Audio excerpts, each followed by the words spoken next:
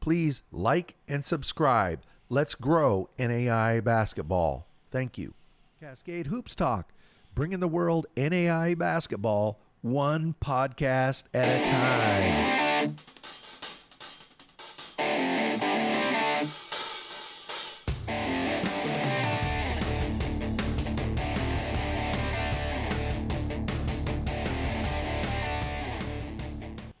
Hey, Cascade Hoops Talk, Billy D.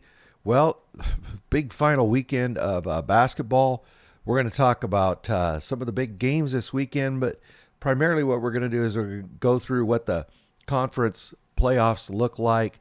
A couple of conferences still aren't completed. They got a couple games left. Some haven't posted their seedings yet, but for the most part, we'll be able to tell you what's going on all across the country. Playoffs begin earnestly, I think, about Wednesday. I think that's when the bulk will start. So why don't we just kick this off and let's go into the Crossroads League. Talk about the game Saturday real quick. If I can get this up, apologize for that. So Grace won again, so they end up with just one loss on the regular season. Huntington gets the win at Goshen. Spring Arbor, big win at St. Francis, following up the win at Bethel. Bethel beats Taylor, and then Marion, bit of an upset over Indiana Wesleyan. So what did all that mean for the seedings? I think you can see that. I'll go ahead and expand it. But obviously, Grace is going to be the number one seed. Indiana Wesleyan, Huntington, and Marion. Those are your home teams for the playoffs, 1, 2, 3, 4. The Final Four, Bethel, Spring Arbor, St. Francis, and Taylor. Let's look at the early schedule of the first round. So number 1 and number 8. So Grace will host Taylor. These are all on Wednesday. Indiana Wesleyan will host St. Francis. Huntington will host Spring Arbor. And Marion will host Bethel. This is on Wednesday, February 28th. And then the second round will be on Sunday. Let's take a look at the Sooner Athletic Conference. So over the weekend, Texas Wesleyan was a winner. Langston beat Science and Arts. Mid-America Christian, they really finished strong. They beat John Brown. Sagu, this was a big win over Wayland Baptist. UNT Dallas won. And Oklahoma City won as well. And one quick note on this Oklahoma City game, Brandon Jackson scored 43 points. 43 points. That's a handful. He broke the Oklahoma City record by 1. And as you know, there have been some tremendous basketball players that have been through Oklahoma City. So congratulations to Brandon Jackson. Oklahoma City, tough season this year, but they're young. They won 5 out of their last 7 since their loss to Wayland Baptist. They're going to be back and ready to go next season. I think Coach Barakoff has done a good job there. So let's look at the bracket now. So these games will start on the 29th. That's Wednesday. So Langston is going to host number 8 Central Christian. Wayland Baptist is going to host Science and Arts. Mid-America Christian will host Texas Wesleyan. And Sagu will host John Brown. These games are all played at the campus sites. Take a look at the Cascade Conference over the weekend. Really a couple stories. LC State came out the big winner of the weekend. They swept both Oregon Tech and Southern Oregon to secure the second seed in the Cascade Conference. Big conference weekend for them. And then Northwest defeated Multnomah on Friday. That locked in the number 8 seed, and Multnomah will make the Northwest will make the playoffs. Looking at the schedule, so these will kick off on Wednesday. So Northwest University, they won that number 8 seed, but they got to go to Caldwell and play College of Idaho. LC State is the number 2 seed. They're going to host Eastern Oregon. Coach Kemp has a great team. We don't know if he has anything for LC State. I guess we'll find out. Number 6, Bushnell, is going to travel to Oregon Tech.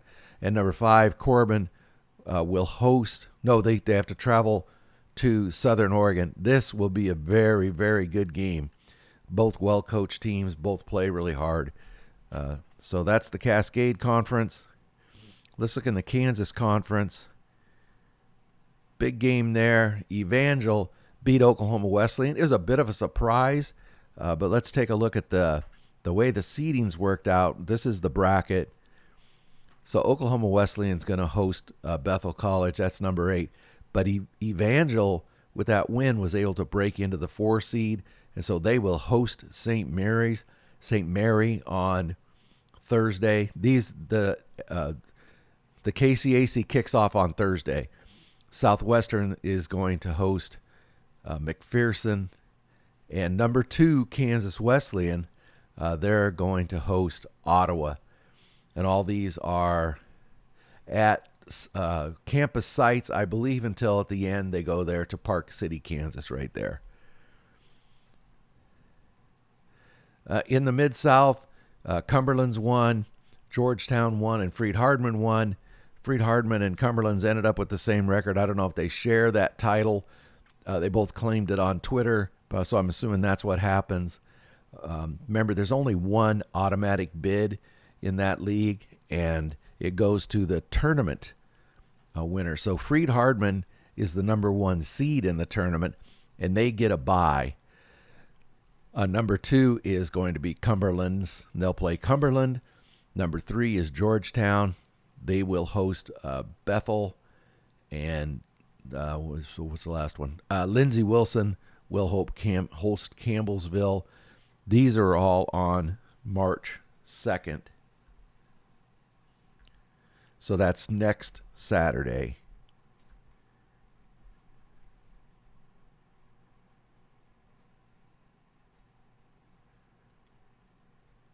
Over in the WAC conference, sorry for the pause. Big game there. Indiana Tech beat Northwestern Ohio. They secured a home playoff position. Lawrence Tech surprised Madonna. That was a big win for them. But let's go and let's see what the seedings are. So in the first round, Siena Heights is going to play at Madonna. Oh, they spelled Madonna wrong. Number 2, Cornerstone is going to host Aquinas. Cornerstone has won 11 in a row, including they've had wins over Madonna, Indiana Tech, and Lourdes. So they come into this with an 11-game winning streak. Lourdes will host Rochester, and Indiana Tech will host Lawrence Tech. In the Southern States Conference, two important games. Life beat Dalton State, and Mobile lost to Stillman. So Stillman beat Mobile. Why is that important? Because if you look at the seedings now, the number 3 seed now is Life. They beat Mobile out for that. So what they do here is they play. I'm trying to remember now. They do a play-in game on Wednesday. So Loyola. That's right. 10 teams get in this tournament. The 7 through 10 do playoff games, and then that sets up a traditional 8-team bracket. So those playoff games will be on Wednesday. This is all at one place over at Montgomery in Alabama, and then the standard 8-team bracket will happen from that.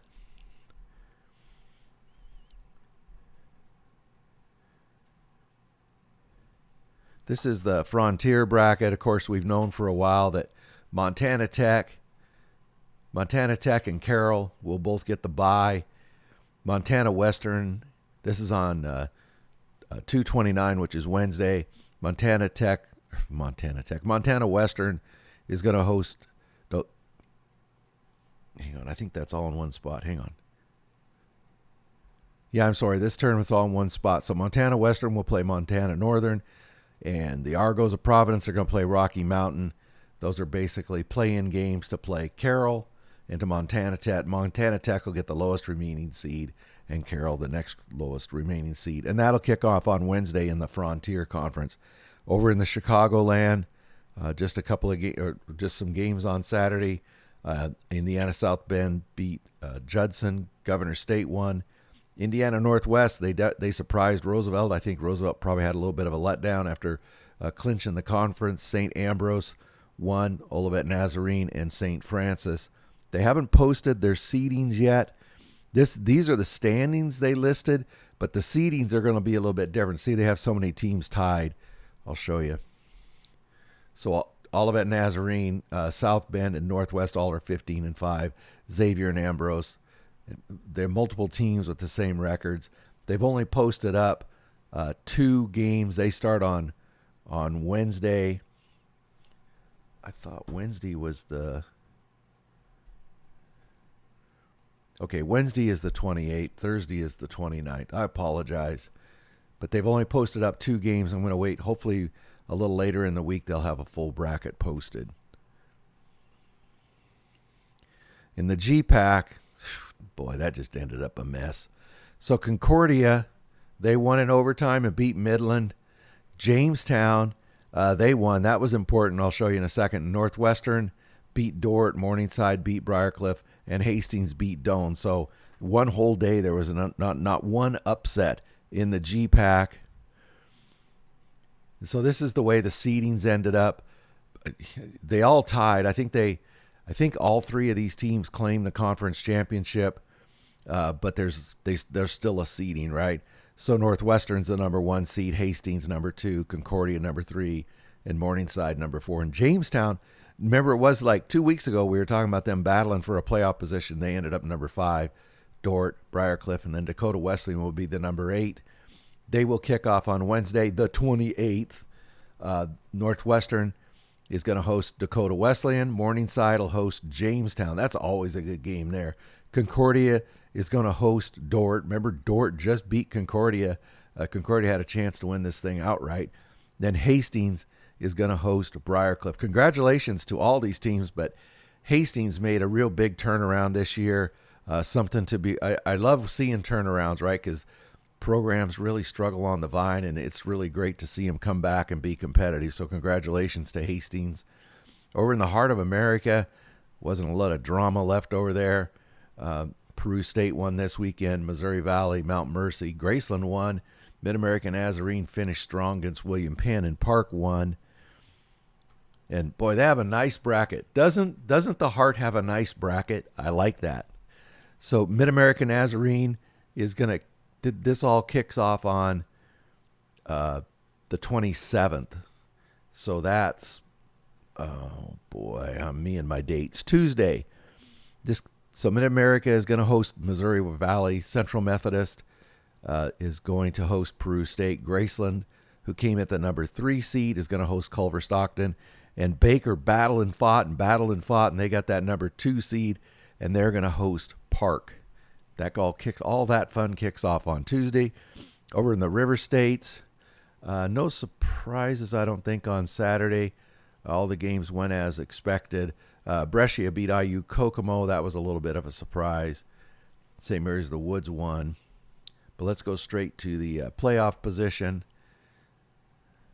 So let's go to the seeding. Because remember, this is the conference where they pull in some guys from MIT and get their abacus out and figure out the seeding. Point Park got the number 1 seed. St. Mary the Woods number 2. Shawnee State number 3. West Virginia Tech number 4. IU, Kokomo, and Ohio Christian round out the top 6. The bottom 4 do play-in games to form a traditional 8-team bracket. So let's see what's going to happen. On February 26th, you would think I would have a calendar out, wouldn't you? February 26th, okay, this is tonight. IU East is going to play Rio Grande and Midway IU Southeast, and then the 2 winners from that will go in, form that 8-team bracket, and they will kick the quarterfinals off on Wednesday.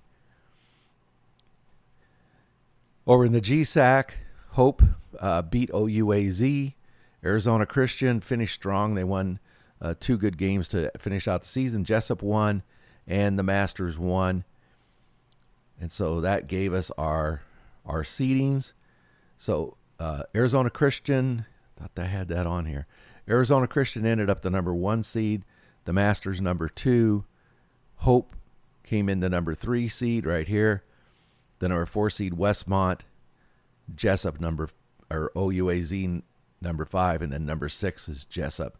So Thursday, these are play-in games, and this will form a semifinal.